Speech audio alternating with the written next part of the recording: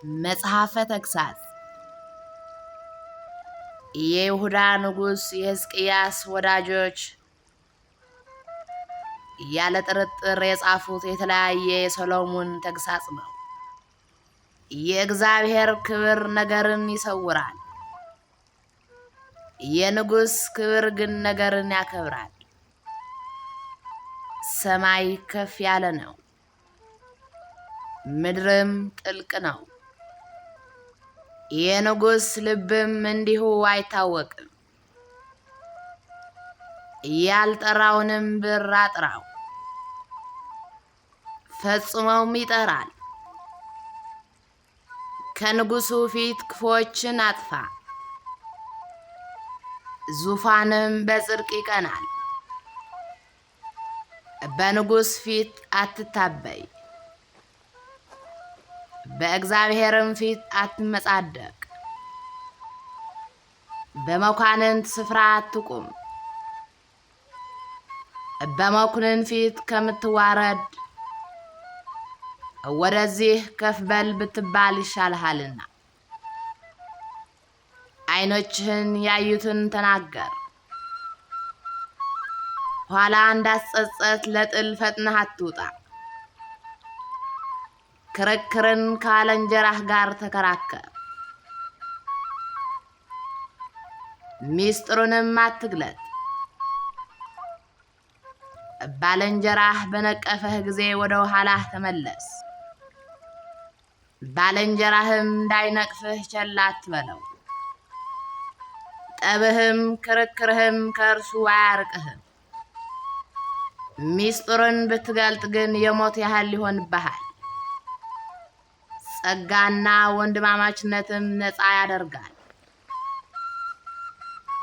ነገር ግን መዘባበቻ እንዳትሆን ራስህን ጠብቅ። በመልካም ስራህም መንገዶችህን ጠብቅ። በብር ጻሕል ላይ ያለ የወርቅ ዕንቁ ያማረ እንደሚሆን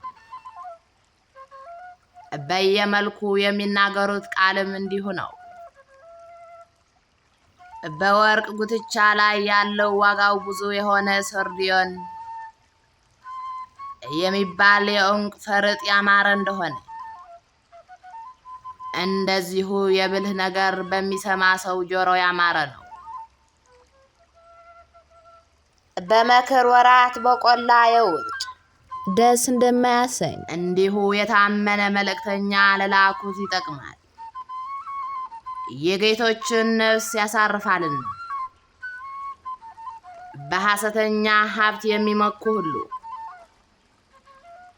ዝናብ እንደሌላቸው ደመናትና ንፋሳት ናቸው። የሕይወት ውበት በትዕግስት ነግሳለች፣ ልዝብ አንደበትም አጥንት ትሰብራለች። ልጄ ሆይ አጥብቀህ እንዳትጠግብ እንዳትተፋው፣ ማር ባገኘህ ጊዜ በልኩ ብላ። እንዳይሰለችህ እንዳይጠላህም እግርህን ወደ ባልንጀራህ ቤት አታዘውትር። በባልንጀራው ላይ በሐሰት የሚመሰክር እንደ በትርና እንደ ሰይፍ እንደ ተሳለም ፍላጻ ነው። የክፉ መንገድና የኃጢአተኛ እግር በክፉ ቀን ይጠፋሉ። መጻጻ ለቁስል እንዳይመች እንደዚሁም በሥጋ ላይ የሚወርድ ነውር ልብን ያሳዝናል። ነቀዝ እንጨትን ብልም ልብስን እንደሚበላው እንደዚሁ ሐዘን የሰውን ልብ ትጎዳለች። ጠላትህ ቢራብ አብላው፣ ቢጠማም አጠጣው። ይህን ብታደርግ በራሱ ላይ ፍም ትሰበስባለህ፣ እግዚአብሔርም መልካም ዋጋህን ይመልስልሃል። የሰሜን ንፋስ ወጀብ ያመጣል፣ ፊትን የማያፍር ምላስም ያስቆጣል። ከነዝናዛ ሴት ጋር ባማረ ቤት ከመቀመጥ አንድ ጎኑ በፈረሰ ግንብ መቀመጥ ይሻላል። የቀዘቀዘ ውሃ ለተጠማች ሰውነት መልካም እንደሆነ ከሩቅ ሀገር የመጣ የምስራችም እንዲሁ መልካም ነው። በኃጥአን ፊት የጻድቅን መውደቅ ጉድጓድን እንደ መዝጋትና የውሃ መውጫን እንደ ማጥፋት ነው። ብዙ ማር መብላት መልካም አይደለም። እንዲሁም የራስን ክብር መፈለግ አያስከብርም። ቅጥር እንደሌላት እንደፈረሰች ከተማ ያለ ምክር የሚኖር ሰው እንዲሁ ነው። ጠል በመክር ዝናምም በበጋ ጥቅም እንደሌለው እንዲሁ ለሰነፍ ክብር አይገባው። እንደሚተላለፍ ድንቢጥ ወዲያና ወዲህም እንደሚበረር ጨረባ እንዲሁ ከንቱ ርግማን በማንም ላይ አይደርስም። አለንጋ ለፈረስ መውጊያ ለአህያ እንደሆነ እንደዚሁም ብትር ለሰነፍ ጀርባ ነው። ልጄ ሆይ አንተ ደግሞ እርሱን እንዳትመስል፣ ለሰነፍ እንደ ስንፍናው አትመልስለት። ነገር ግን ለራሱ ጠቢ የሆነ እንዳይመስለው ለሰነፍ እንደ ስንፍናው መልስለት። በሰነፍ መልእክተኛ እጁን ነገርን የሚልክ በእግሮቹ ውርደትን ያመጣል። ያንካሳ እግሮች አካሄዱ ልዩ ነው።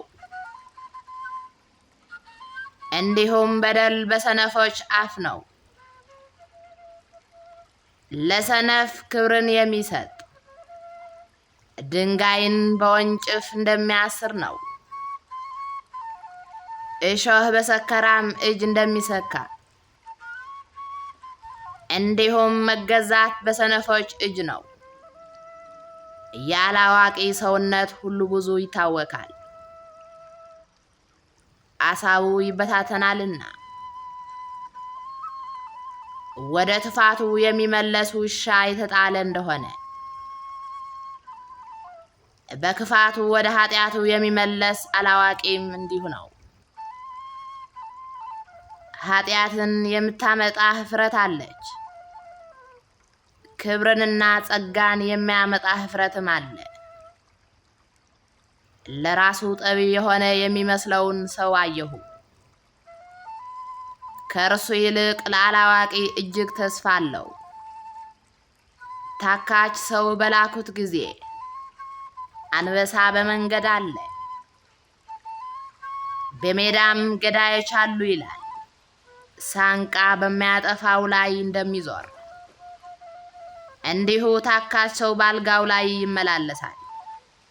ታካች ሰው እጅን በብብቱ ይሸሽጋል፣ ወደ አፉም ይመልሳት ዘንድ ለእርሱ ድካም ነው።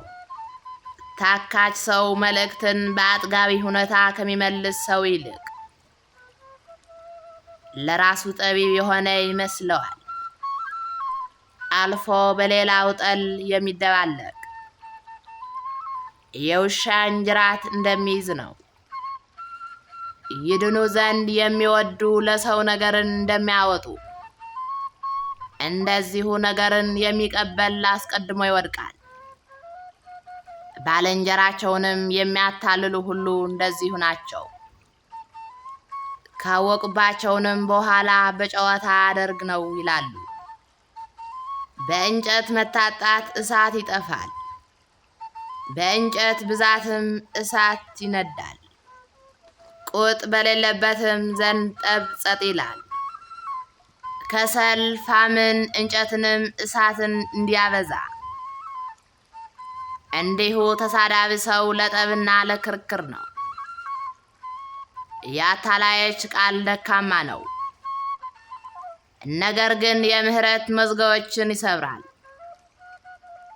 በሐሰት የሚሰጥ ብር እንደ ገል ነው፣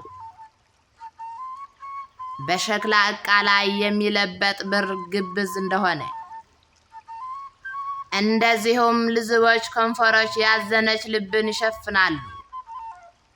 ጠላት እያለቀሰ በከንፈሩ ተስፋ ይሰጣል፣ በልቡ ግን ተንኮልን ያኖራል። ጠላትህ በታላቅ ድምፅ ደስ ቢያሰኝህ አትመነው። በልቡ 7 ክፋቶች አሉበትና